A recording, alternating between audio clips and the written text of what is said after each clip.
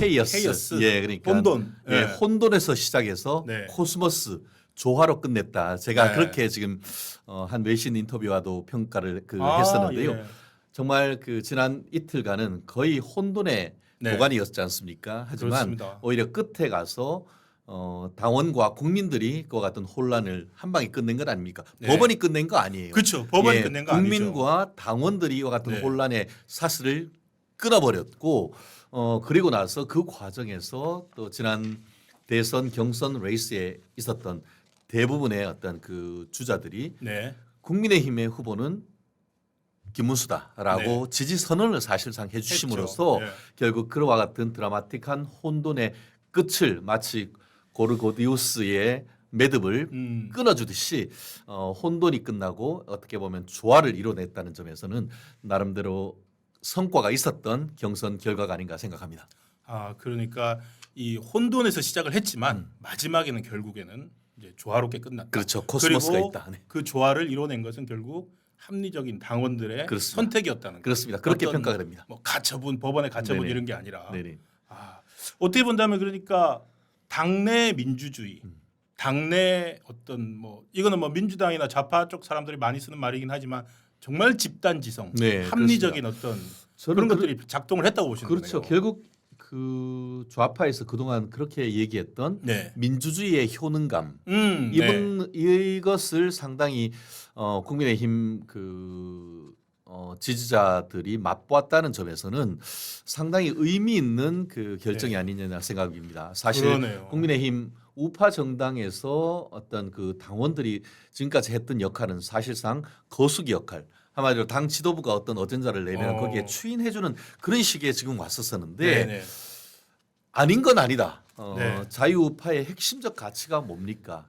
법과 원칙 아닙니까? 그렇죠. 그래서 로앤오더 이렇게 네. 하는 것이 기본적으로 그 법률에 의한 지배, 법에 의한 지배가 보수 가치의 핵심인데 그와 같은 그 적법 절차를 거쳐서 그 특히 한 번도 아니고 1차, 2차, 3차까지 경선을 거쳐서 후보가 된 분을 하루아침에 그냥 댕강 그것도 민주적 정당성이 있는 그 정상적인 당 대표가 아닌 비대위원장이 그와 같은 일을 한 것에 대해서는 많은 국민들이 네. 분노했던 것 같습니다. 아, 그렇죠. 사실 그 뭐 이번에 그 최종적인 담판을 하는 과정에서 어떻게 보면은 뭐 담판을 해야 된다 말아야 된다 최종 단일화를 해야 된다 말아야 된다에 대한 여론조사를 했더니만 80% 이상이 그 한덕수와 그렇죠. 단일을 해야 된다라고 그랬죠. 그 네. 했던 것인데 돌아서서 그 다음 날 그럼에도 불구하고 이것은 아니다라고 해준 건 아닙니까? 그렇습니다. 그 절차를 비대위가 물론 이제 11일로 후보 등록이 마감되니까 그 시간에 쫓긴 것도 있었겠지만 저 같은 경우는 예를 들어서 그 부분에 많은 사람들이 분노하고 아, 이거는 아니다라고 했던 것들 중에 하나가 이 11시에 비대위 열어가지고 네. 그 경선 후보의 자격을 취소한 다음에 그렇죠. 1시에 취소하고 1시에 취소하고 새벽 3시 3시부터 4시까지를 후보 등록 기간 그렇죠. 으로 후보 등록 기간도 온라인으로 하는 것이 아니고 오프라인으로서만 하고 가서 그것도 직접. 당 지금 국민의힘 예. 정당 어떻게 보면 그 거기에서 하는 것이 아니고 국회의원 본청 네. 그러니까 그 새벽 3시에 들어가려고 하면은 잠시 대기 신분증 보세요. 네. 누가 들어줍니까? 그렇죠. 그렇기 때문에 국민들이 어떤 인식을 가지느냐. 네. 그거 짬짬이 있는 거 아니야? 그럴 수밖에 없죠. 그런 네, 생각을 미리 다 준비해 놔. 예. 그렇죠. 미리 다 준비해 35개나 되는 서면 다 준비해놔. 여의 땅 하면 들어와. 이렇게 하니까 이게 그 자유우파의 어떤 그 상징이라고 할 수 있는 국민의힘이 그런 어떤 그 적법 절차를 지키지 않는 것에 대해서는 선을 그은 것 아니겠습니까? 그러니까 아까 효능감도 말씀하셨지만 이렇게 자유우파 특유의 갖고 있는 그렇죠. 공정함에 대한 의식. 그렇습니다. 그러니까 제일 싫어하는 게 룰을 안 지키는 걸 싫어하는 그렇죠. 건데 예, 예, 예. 그 동안에는 어쨌든 그 많은 당원들이나 이런 사람들 여론조사 때 방금 82% 나왔다고 네네. 하시는 게 자 이번 대선에서 누가 이길까 생각했을 때는 아무래도 한덕수 후보 쪽이 나을 것 같다라고 생각하는 분이 많았던 반면 이 이제 이걸 하기 위해서 억지로 룰을 어기니까 그렇죠. 그거는 또 못 보겠다. 그렇죠. 사실 아마 그 아바의 노래로 만들어진 그 맘마미아란 그 영화와 예. 그 뮤지컬 좋아하시는 분 있죠. 예. 근데 맘마미아 노래 중에 Winner Takes It All이라는 Winner 노래가 Takes It All. 있습니다. 아, 근데 예, 예. 그게 승자가 다 가진다는 건 아닙니까? 그런데 그쵸. 거기에 보면은 이런 내용이 있습니다. Rule must be obeyed.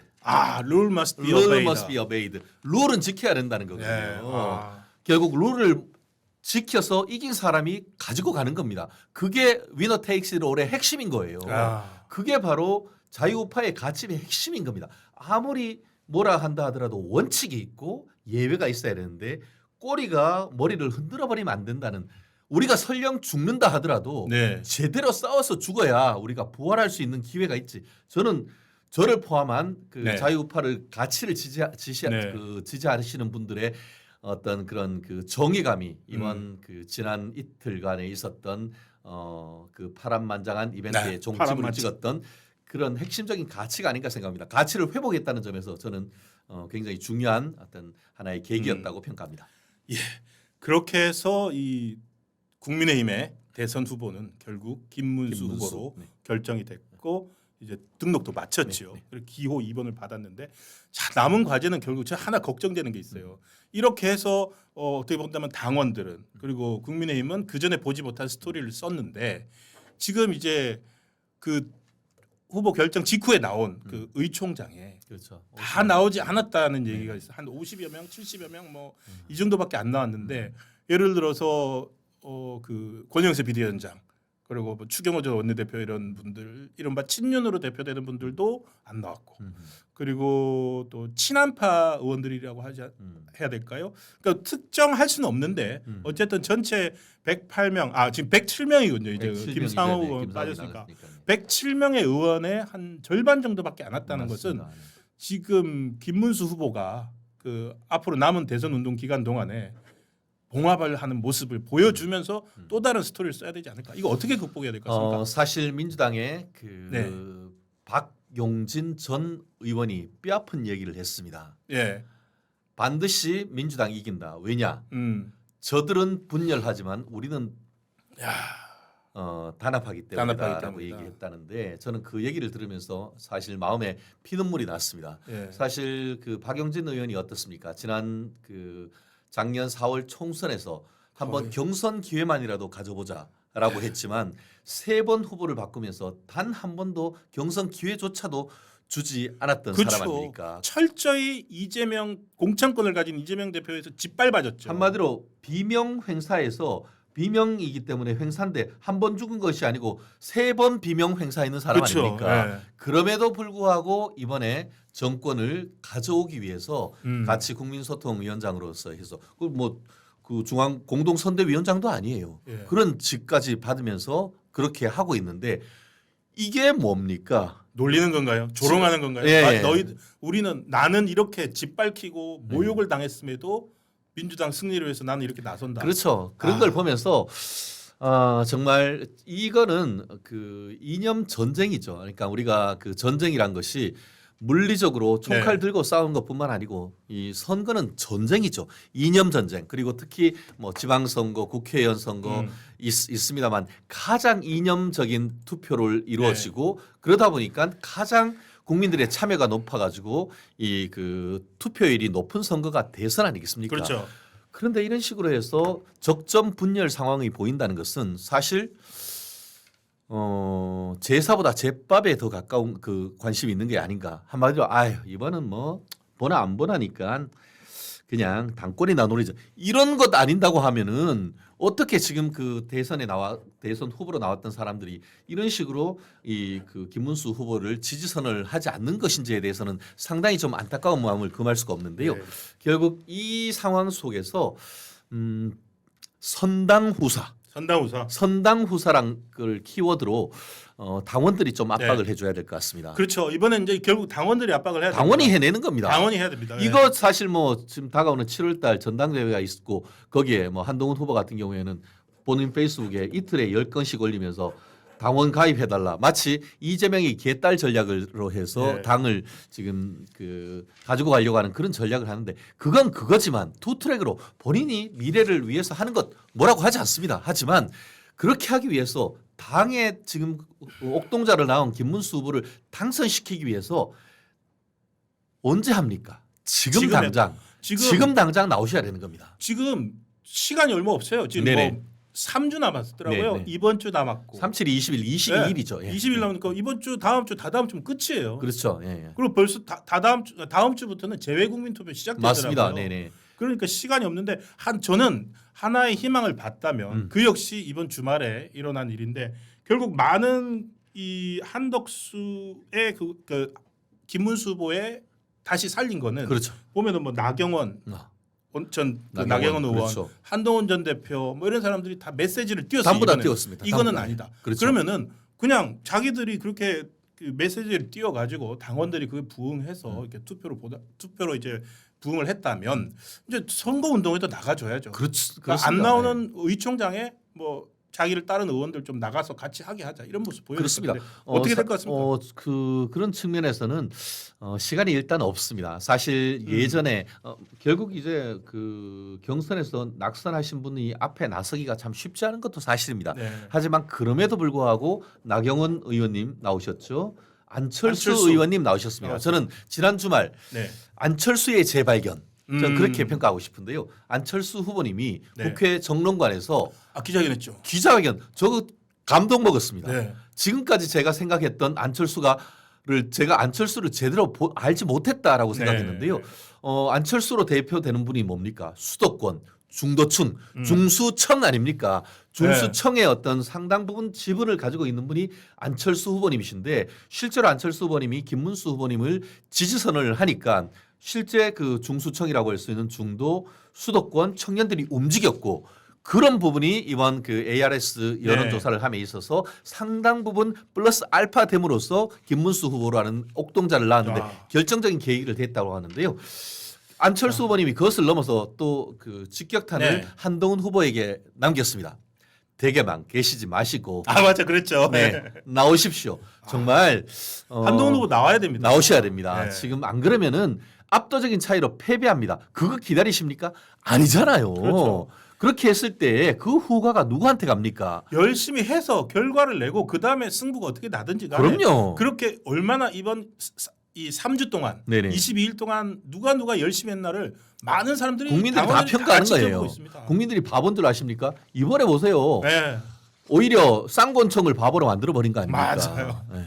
참 쌍권총이라는 말이 참 이렇게 돼버렸는데 그래서 지금 많은 사람들이 그 봉합을 하자는 것엔 동의를 하면서도 또 일부 김문수 후보를 뽑은 많은 당원들이 권영세 비대위원장은 네. 나갔는데 왜 권성동 원내대표는 그대로 하냐 이런 불만을 하시는 분들인데 그거 어떻게 보십니까? 사실 그러면 안 되죠. 어떻게 저도 보십니까? 예. 쌍권총 얘기가 나오니까 네, 쌍권총에 그 총구를 이렇게 묶어버려야 된다.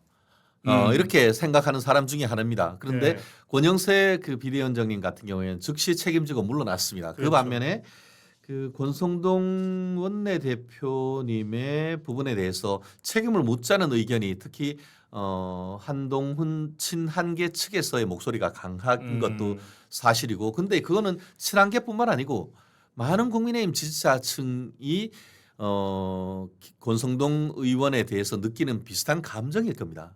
저도 개인적으로 뭐 친분도 네. 있고 여러 번 뵙고 했습니다만 조금 더 낮은 자세를 보일 필요가 있다라고 생각합니다. 예, 그렇기 근데- 때문에 단순히 국민의힘뿐만 아니고 예.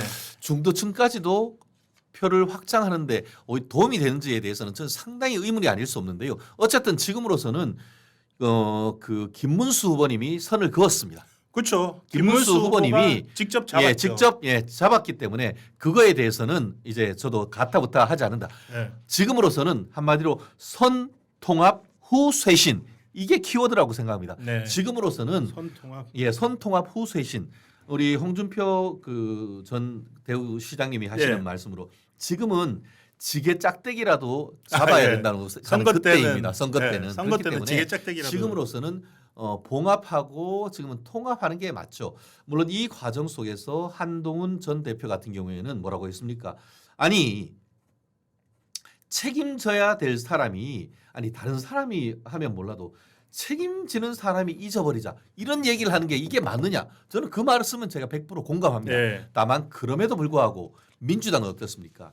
3번 죽었다가 겨우 살똥말똥한 박용진 의원도 나와가지고 지금 예. 같은 그러니까. 선거 캠프에 들어와 예. 있는 겁니다. 그거를 생각한다고 하면은 지금 청명해 주거나 한식에 주거나 이런 얘기할 때가 아니란 말이에요. 지금 그러니까 당내 예. 권력 다툼 벌일 때가 아니라는 아니란 거죠. 거죠. 예. 그러니까 저 어떻게 본다면 그리고 그 권성동 원내대표에 대해서는 김문수 후보가 대선 국면에서 원내대표를 선출하는 것은 부적절하다. 네, 그 말씀이죠. 그러니까 네. 선거 기간 동안 전 의원들이 매진할 수 있도록 하는 역할을 아니, 잘 생각해 해달라. 보세요. 예. 김문수 후보님이 진짜 사람 속마음 같았으면은 의총장 가가지고 뒤집어 버렸죠. 그런데 그렇지 않고 아유, 제가 잘못했습니다라고 하면서 큰절했잖아요. 큰절했습니다. 큰절했죠. 물론 그거는 앞에 있는 그 국회의원뿐만 아니고 국회의원 뒤에 있는 국민들을 보고 전 큰절을 했다라고 그렇죠. 생각을 네. 합니다. 하지만 그럼에도 불구하고 먼저 사과하고 손을 내밀면은 이제는 의총장으로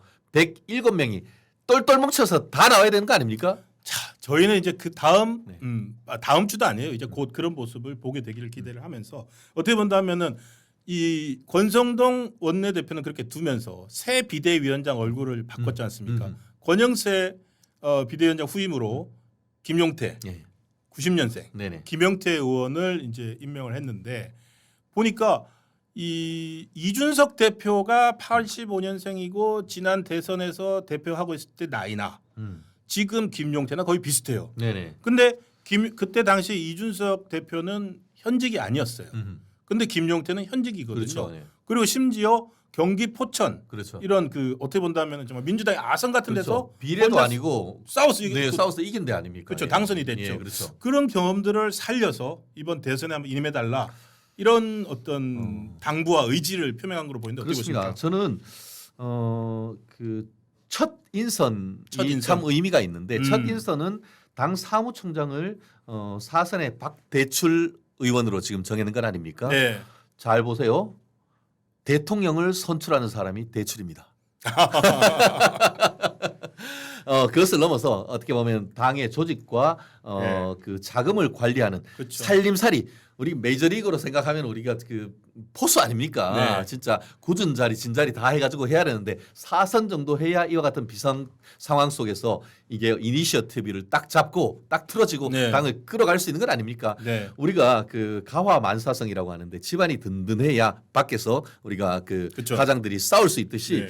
그런 취지에서 저는 박대출 의원님을 그 사선 의원님을 당 사무총장으로 했는 것은 나름 굉장히 의미가 있다. 이게 정말 베테랑을 부른 네네, 거죠. 그렇죠. 예를 베테랑 들어서 했고 지금 어떻게 따지자면 선거로 따진다면 이제 거의 9회 말 그렇죠. 예, 그렇죠. 이제 예. 투아웃까지 네. 왔는데 선수 교체를 하는 거죠. 오타니가 네. 9회 말 11대 11에서 3런 싹쓸이 말로 홈런 친 그 상황이 지금 저는 지금. 이루어질 것이라고 생각을 하는데요. 아, 예. 말씀하신 것처럼 김용태 의원으로 다시 돌아간다고 하면은 네. 김용태 의원 한때는 이른바 천하용인이라고 해서 아, 맞아요. 이준석과 같이 네. 행보를 같이 했습니다만 이준석이 당을 버리고 떠날 때 이 김용태는 당에 머물렀습니다. 그러면서 정말 그 경쟁이 치열한 그 당내 경선을 5차례나 뚫고 말씀하신 것처럼 90년대생 최연소 지역구 국회의원으로 등극했습니다. 네. 그러면서 그 이번 같은 경우에 당 대표 실질적인 당 대표죠. 그렇죠. 하면서 수도권이죠. 네. 2030에 딱 걸리죠.